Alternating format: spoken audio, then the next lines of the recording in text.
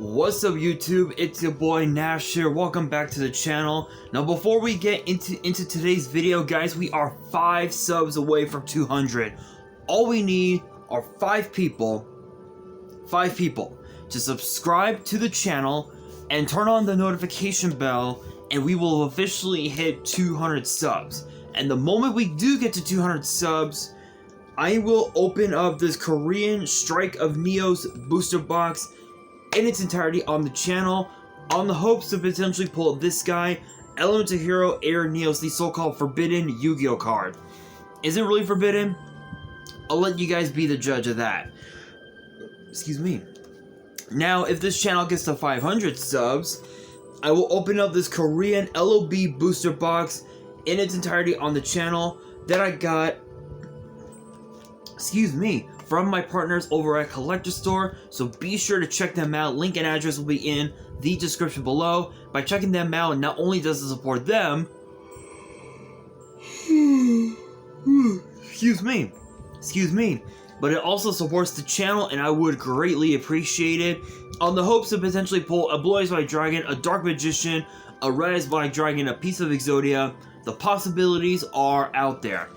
However, if this channel gets to 1,000 subs, I will open up this first edition Toon Chaos box in its entirety on the channel that I also got from my partners over at Collector Store, on the hopes to potentially pull my second ever Collector's Rare. Because it wouldn't be the first time that I would have pulled a Collector's Rare, because I also pulled this. Take it out of the penny sleeve. It is a Collector's Rare Beat Cop from the Underworld, freshly pulled from my Genesis Impact box opening that I did several months ago. And judging by the centering and how it looks, it has the potential to be a PSA 10. So, as I get this in the sleeve, in the top loader, so I will be getting this graded, as well as a whole bunch of other cards that I have stacked here. They're all in top loaders, by the way. I'll show them off. I'll show off all the cards I'm getting they'll be getting graded on my Instagram. I don't know when, but you guys will see it. We'll see it eventually. But with that being said, guys, if you guys want to see those boxes get opened, maybe you guys want more episodes of WWE's Biggest Issue. Maybe you guys want more episodes of Yu-Gi-Oh's Biggest Issue, deck profiles, card discussions, WWE topic videos, or maybe, just maybe, you guys want some premium live event predictions and results. Well, if you guys want all of that and more, my channel is the place to be. So if you guys are new to the channel, and I know that a lot of you guys are, make sure you guys subscribe to the channel, turn on the notification bell, and follow me on all of my social media. My ads will be in the description below, as will the info to my fan mail. It will also be in the description as well.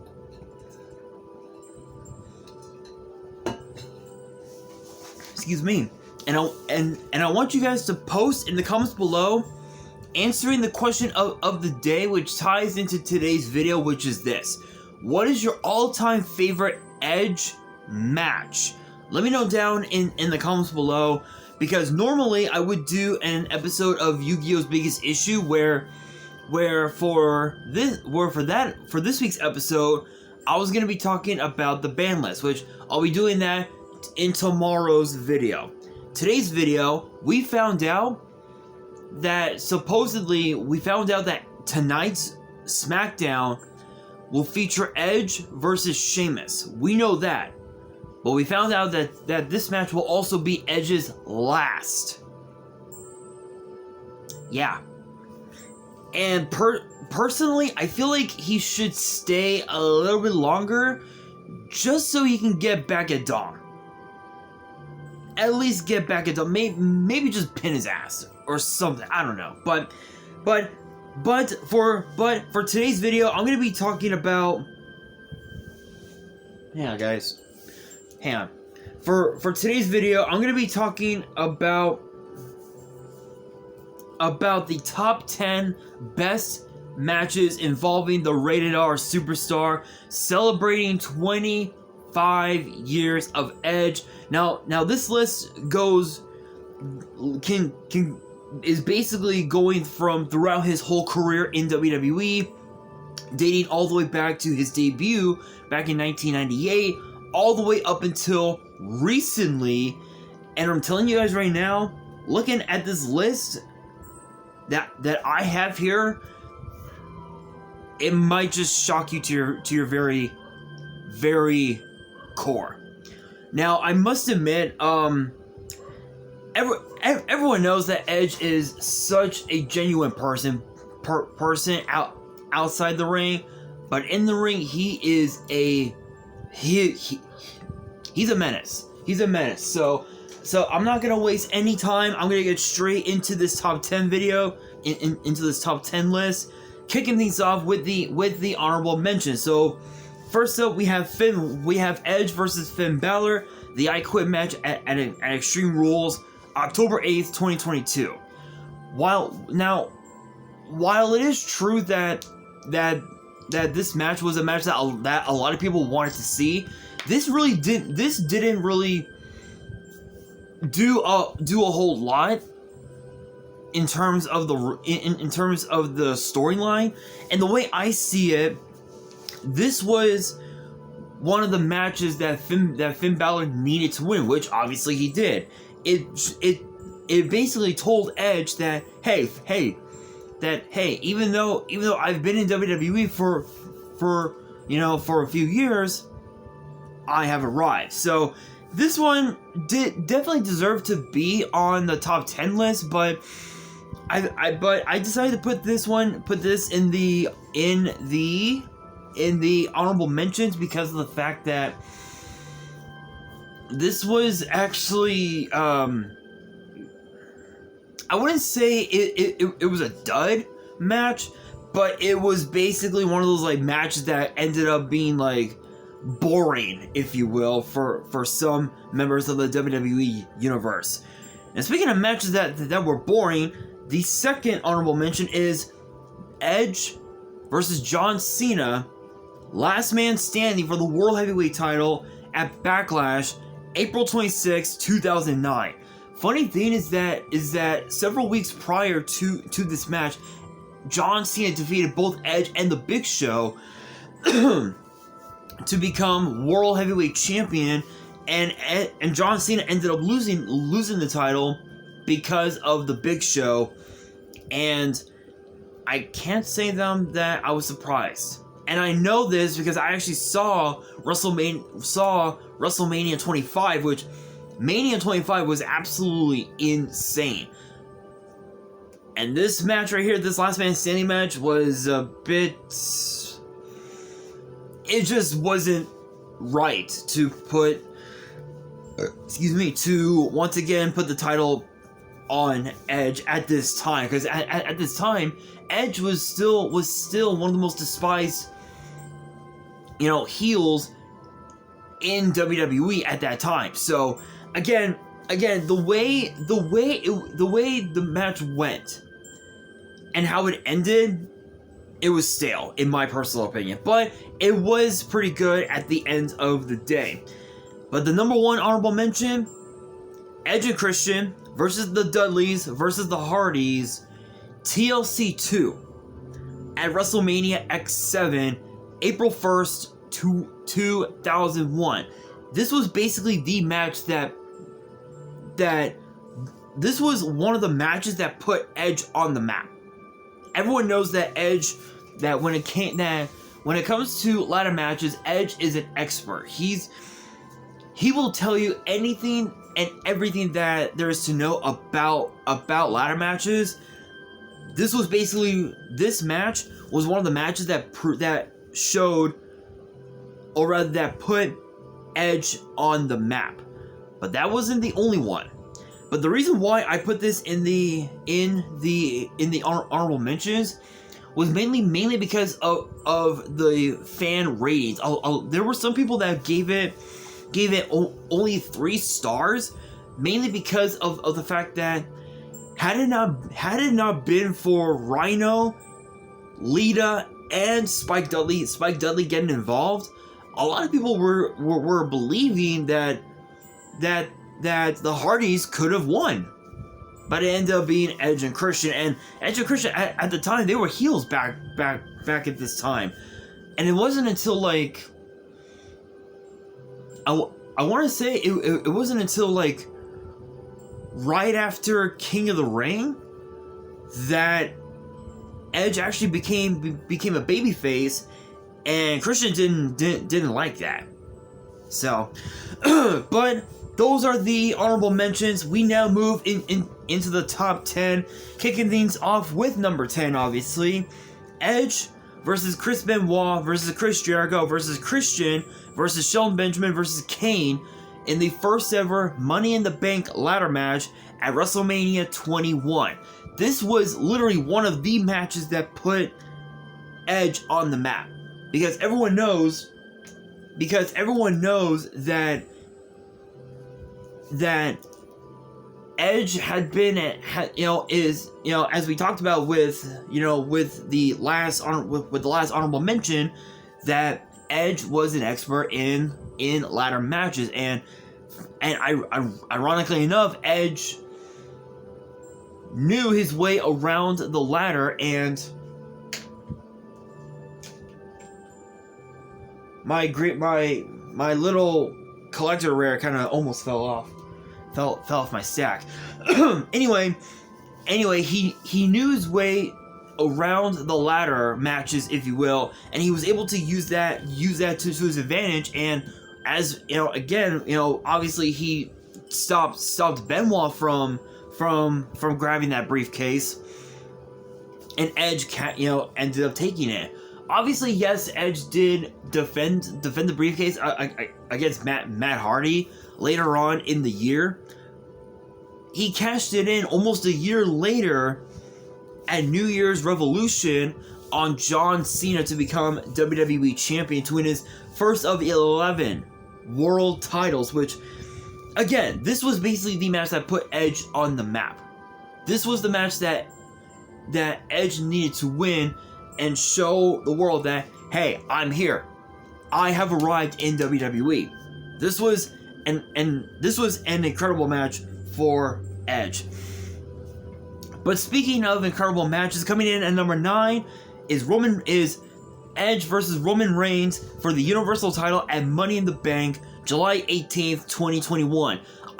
Ironically enough, this was actually one of Edge's best matches since he came back to WWE 3 years ago, back in 2020.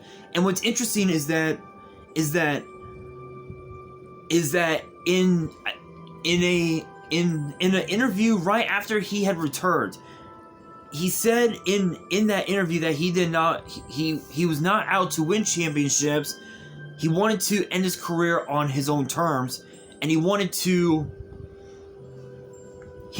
help the young talent, the current talent that we have now. Guys like Seth Rollins, guys like Roman Reigns, guys like Finn Balor, Damian Priest, Santos Escobar, whoever he was in the ring with, he wanted to help them. And ironically enough, Roman Reigns was actually one of them.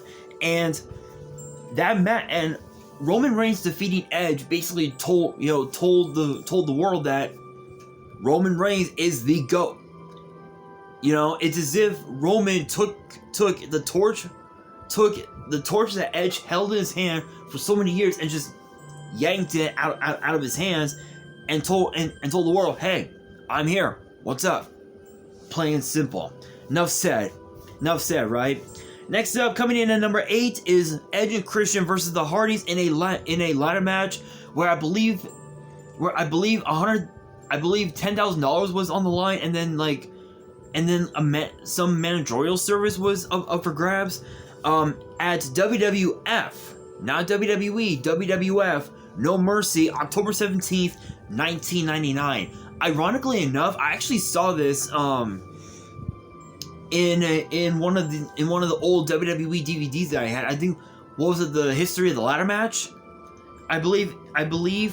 And it's interesting because this was basically one of the first matches that Edge had in WWE, And this was, I believe, right around the time that Gangrel had left Edge and Christian to join the Hardys at that time. So, and then I believe once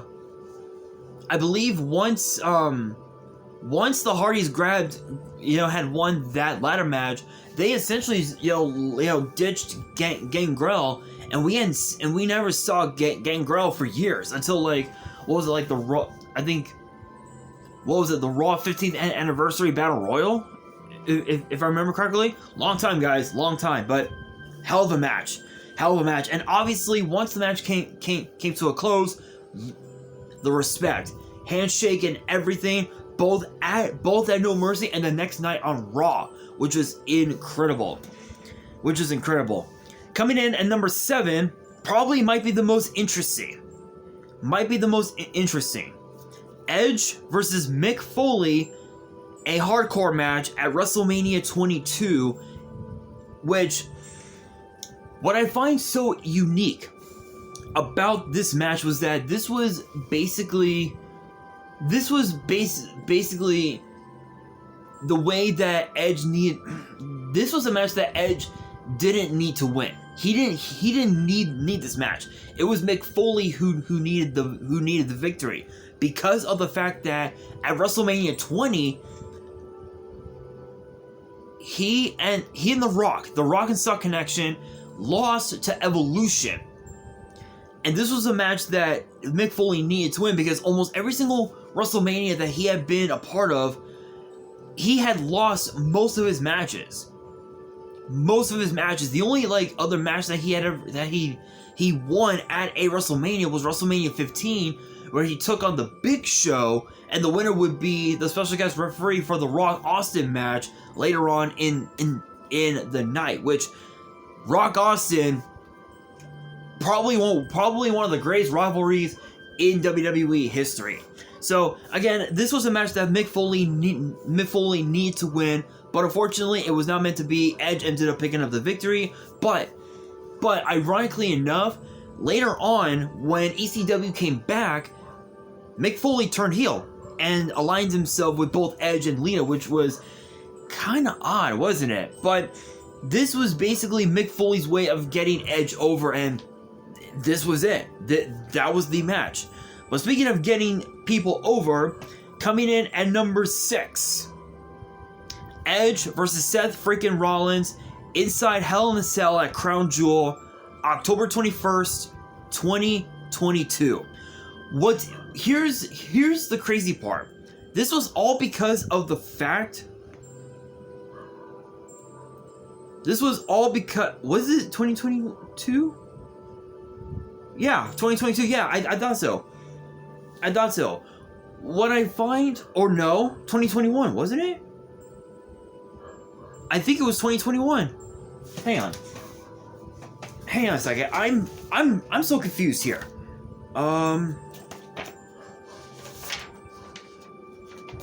No, I was right. 2021.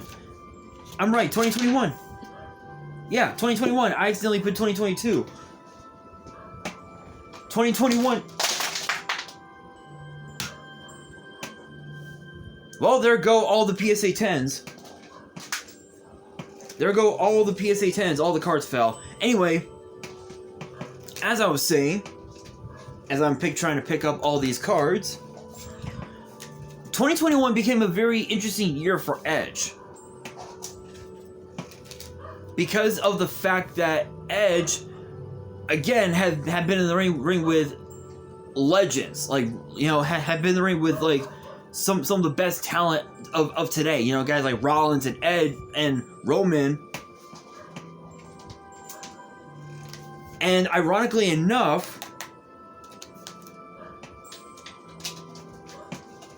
as I'm quickly trying to pick these up, and ironically enough,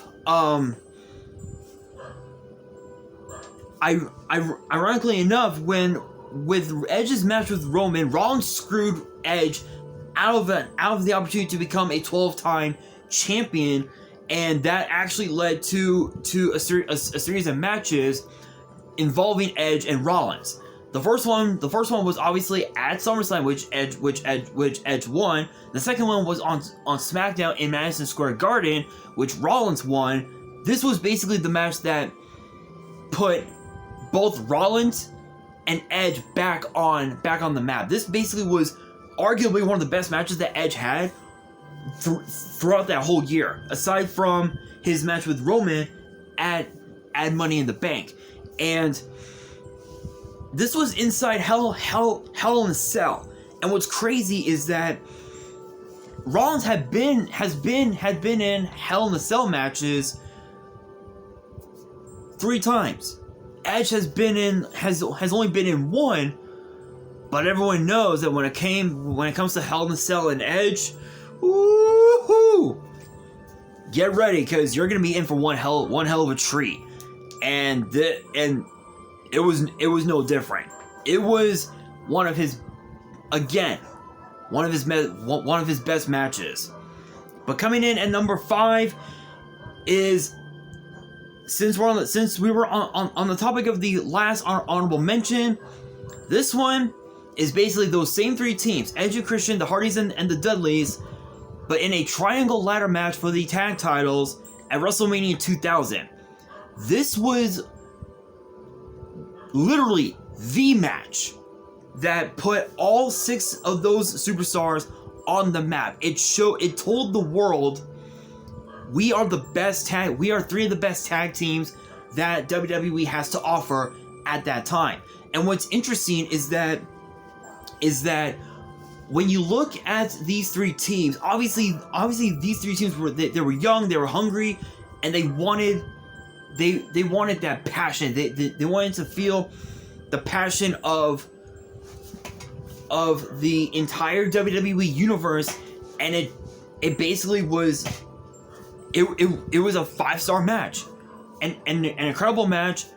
There were no botches. There was nothing. This was an incredible match for 6 young guys like Edge, like Christian, like the Dudleys, like the Hardys. This was basically the match that put them on the map and said, hey, we're here, and we're here to fucking dominate. Plain and simple. But coming in at number 4 is actually the match that caused Edge, is actually one of the matches that caused Edge to retire back in 2011. Edge versus Eddie Guerrero in a no DQ match on SmackDown, September 24th, 2002. This was literally the match that caused Edge to have neck surgery all those years ago. But this was also a good match, that Edge needed to win, which he did, because by having Edge defeat a legend, a Hall of Famer like Eddie Guerrero, it showed that Edge was ready for the big leagues, ready for that main event spot, and there have been times where he was in that main event spot, on SmackDown, on Raw, on the PLEs, but he got that over time, and it was all because of his match with Eddie Guerrero. So that's why I put this one at number 4. But coming in at number 3, the last 3, I'm telling you guys right now, there is no explanation. So I'm not even gonna explain. You guys will understand why.